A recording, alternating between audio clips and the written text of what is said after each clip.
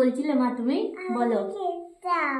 Gift তোমাকে তো আমি হ্যাপি নিউ ইয়ারের হ্যাপি নিউ ইয়ার তো হলো আজকে। তোমাকে তো আমি ক্রিসমাসের গিফট দিয়েছি। আমি দিয়েছি, বাবা দিয়েছে। ও মানে কোনো কিছুর আগে একটা যদি হ্যাপি থাকে তাহলে একটা করে তোমার গিফট লাগবে নাকি? তো তাহলে তুমি কি গিফট নেবে? তারপরে তোমাকে মেলা দেখিয়ে নিয়ে এলাম, মেলাতে কত কি কিনে দিলাম।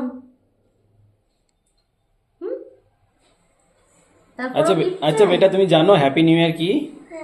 কি হ্যাপি নিউ ইয়ার? জানি। জানি না? তাহলে কি হ্যাপি নিউ ইয়ার কি? হ্যাঁ, জানি না। কোথায় জানা যাবে তাহলে হ্যাপি নিউ ইয়ার?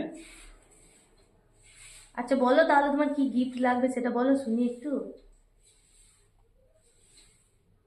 ভাবছি এখন। গিফট কি লাগবে তাও জানো না? কিন্তু গিফট লাগবে তাই তো? তাহলে বলে দাও, যা হোক একটা দিও দাদার মতো। একটা স্টিক দেবো, হবে? ওই যে তুমি ঘুমো না, দুষ্টুমি করো, তখন স্টিকটা কাজে লাগবে। পড়া করো না। ক্যান্ডেল।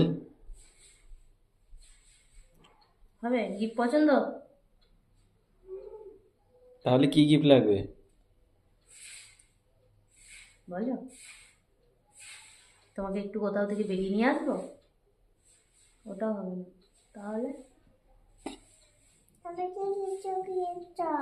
কি গিফট? কিছু একটা দিলেই হবে? আচ্ছা বেশ, তাহলে আমি একটা স্টিক দেবো। আচ্ছা স্টিক দেবো না, তুমি তো অনেক রাত্রে ঘুমাও, তাহলে একটু ঘুম গিফট দিই। তাহলে কি ওটাও গিফট হবে না? দেবো বলো? তাহলে তোমার ওই সুইমিং পুলের খেলা থেকে একটা গিফট করে দেবো আবার ঘুরিয়ে। তাও হবে না।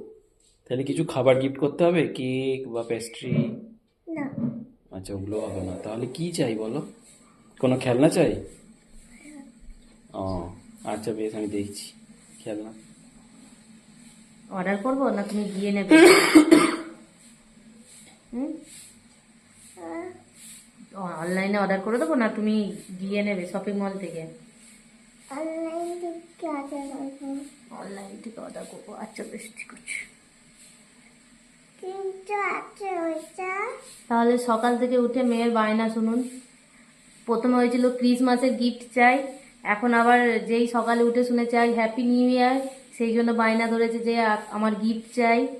মানে হ্যাপি থাকলেই ওর গিফট চাই, তাই তো এটা? হুম।